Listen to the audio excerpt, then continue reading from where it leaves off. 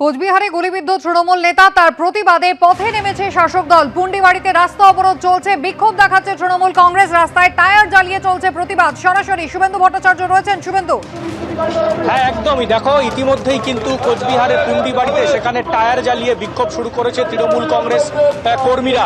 এবং যেটা গতকালের ঘটনা, তৃণমূল কংগ্রেসের কোচবিহার 2 নম্বর পঞ্চায়েত সমিতির কর্মাধ্যক্ষ তিনি গুলিবিদ্ধ হয়েছেন এবং রাজু দে গুলিবিদ্ধ হয়েছেন এবং সেই গুলি চালানোর অভিযোগ উঠেছে বিজেপি আশ্রিত দুষ্কৃতীদের বিরুদ্ধে। এবং তারপর থেকেই কিন্তু আজ সকালে এই কোচবিহার উত্তর বিধানসভা কেন্দ্রের 3টি জায়গায় কিন্তু এই যে তৃণমূল কংগ্রেসের বিক্ষোভ কর্মসূচি চলছে। একদিকে যেমন এই পুন্ডিবাড়িতে চলছে, চকচকাতেও কিন্তু একই প্রতিবাদ কর্মসূচি চলছে এবং কোচবিহার উত্তর কেন্দ্রের বিজেপি বিধায়ক সুকুমার রায়ের বিরুদ্ধে স্লোগান উঠছে। তাদের অভিযোগ যে সুকুমার রায়ের নেতৃত্বে তার আশ্রিত দুষ্কৃতীরা এই হামলা চালিয়েছে এবং তাদের নেতাকে গুলিবিদ্ধ করা হয়েছে। এবং আজকে সকাল থেকেই কিন্তু এলাকায় উত্তেজনা ছিল, যেটা সকালে দেখিয়েছি আমরা। দুটো গুলি, একটি গুলির খোল এবং একটি তাজা গুলিও উদ্ধার হয়েছে ঘটনাস্থল থেকে। এবং তারপরেই কিন্তু বিভিন্ন জায়গায় তৃণমূল কংগ্রেস গতকালই ঘোষণা করেছিল যে তারা এই ঘটনার প্রতিবাদে জায়গায় জায়গায় উত্তর বিধানসভা কেন্দ্রে জায়গায় জায়গায় বিক্ষোভ কর্মসূচি নেবে। এবং সেই মতো কিন্তু পুন্ডিবাড়ি জাতীয় সড়ক অবরোধ করে ইতিমধ্যেই কিন্তু তৃণমূলের যে বিক্ষোভ কর্মসূচি, পথ অবরোধ, সেটা চলছে। টায়ার জ্বালিয়ে এই পথ অবরোধ চলছে, যেখানে স্থানীয় তৃণমূল নেতৃত্ব তারা কিন্তু উপস্থিত রয়েছেন। এবং তাদের দাবি, যতক্ষণ না পর্যন্ত অপরাধীরা গ্রেপ্তার হচ্ছে, শাস্তি না পাচ্ছে, ততক্ষণ কিন্তু তাদের এই আন্দোলন সেটা কিন্তু জারি থাকবে। ইতিমধ্যেই এখানে তৃণমূল কংগ্রেসের যারা নেতৃত্ব রয়েছে তারা উপস্থিত হয়েছে, তাদের সাথে কথা বলার চেষ্টা করবো। আপনারা গতকাল আমাদের কোচবিহার 2 নম্বর পঞ্চায়েত সমিতির কর্মাধ্যক্ষ রাজু দে বিজেপির দুষ্কৃত দ্বারা আক্রমণ হয়, বড় ইনজুরি হয়। উনি একটা বেসরকারি নার্সিংহোমে ভর্তি আছে। উনি মৃত্যুর সঙ্গে, আমরা বলছি বিজেপিরা করছে।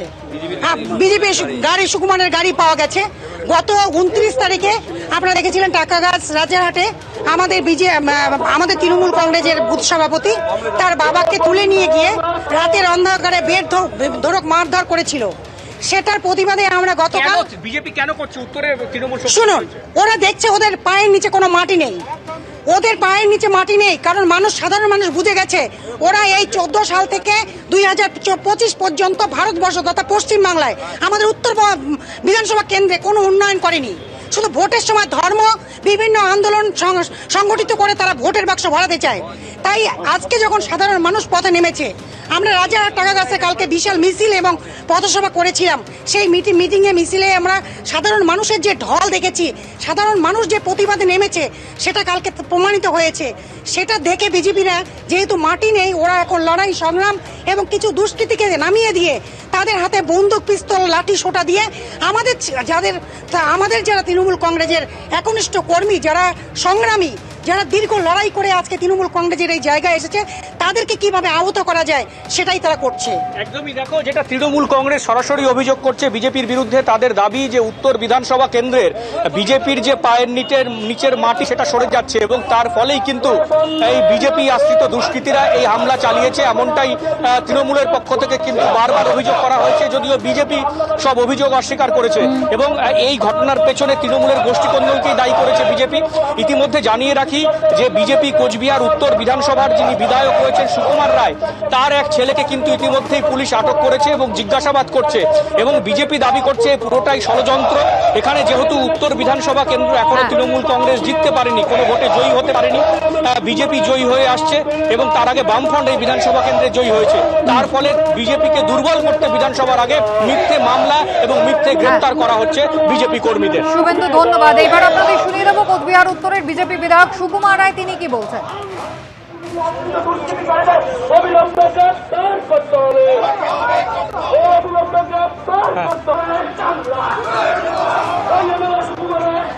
এত কিছু হলেই বিজেপির নাম, ওইখানে বিজেপি এটার সঙ্গে কোনোভাবেই জড়িত না। কেননা ওইখানে যে ঘটনাটা ঘটছে সেই ঘটনার সঙ্গে বিজেপি জড়িত না। এই জন্যেই এই যে রাজু যে পঞ্চায়েত সমিতির মেম্বার কয়েকদিন আগে ওই নার্সিংহোমে, মিশন নার্সিংহোমে ভাঙচুর করছে, কত লোককে মারছে, ওর শত্রু অনেক, নিজের দলের মধ্যে গোষ্ঠীদ্বন্দ্ব, ওকে কেউ করতে পারে না, সহ্য করতে পারে না। এখন যেহেতু মানে গুলি হয়েছে, এখন ওটা বিজেপির দোষ।